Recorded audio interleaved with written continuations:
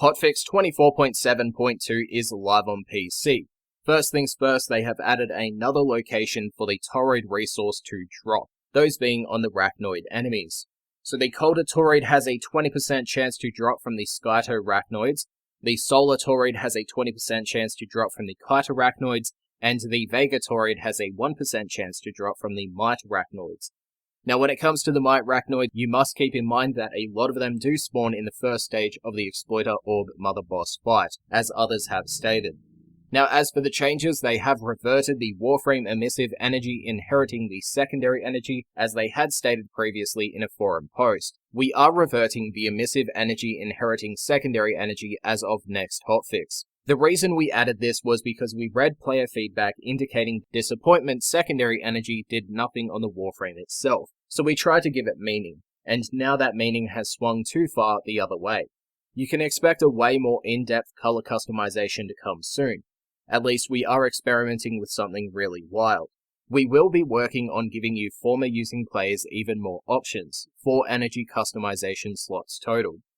Primary and secondary for the Warframe itself, primary and secondary for the Warframe abilities and effects. This means your all red Ember could have blue fire, your green Saren could have orange spores, etc. But it is in the laboratory. Stay tuned for a developer workshop as we work on this, and if you don't use former, you won't be forced to. Your secondary slots would just be the same as your primary, so nothing will force a former, etc.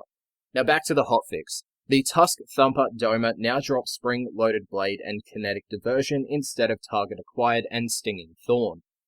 They changed the Conversationalist Nightwave Challenge description to clarify perfect animal captures in the Orb Valis. The Ascension Altar and Clan Vault are now displayed on the Clan Dojo minimap. The Synth Reflex mod now has a HUD buff icon.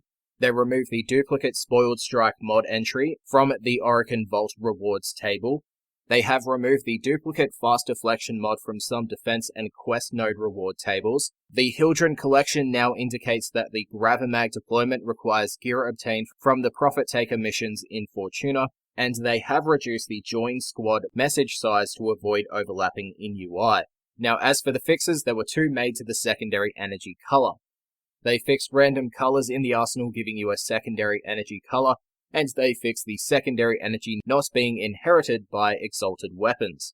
As for the game fixes, they fixed the Zephyr Tengu helmet having an outstanding inconsistent Oxium crafting cost in relation to other Warframe helmets, so the blueprint now requires 2 Neurodes instead of 2 Oxium to build. They fixed the Corb blueprint requiring 55 fish scales by swapping it to 50 fish oil, the Cena apparel blueprint and Vard apparel blueprint requiring 5 Cetus Wisps by swapping it to 5 Eidolon gems, Necros' Soul Punch not counting towards challenges that count revives, Korra's Strangledome ability timer not appearing on the UI when dying and respawning, Mirage's Hall of Mirror clones leaving behind gaze beams if the ability ends while firing, Nyx's Psychic Bolt ability sometimes going silent, seeing a duplicate magazine when interrupting kick gun reloads, pressing X in Captura at the first camera settings screen causing settings to reset to default.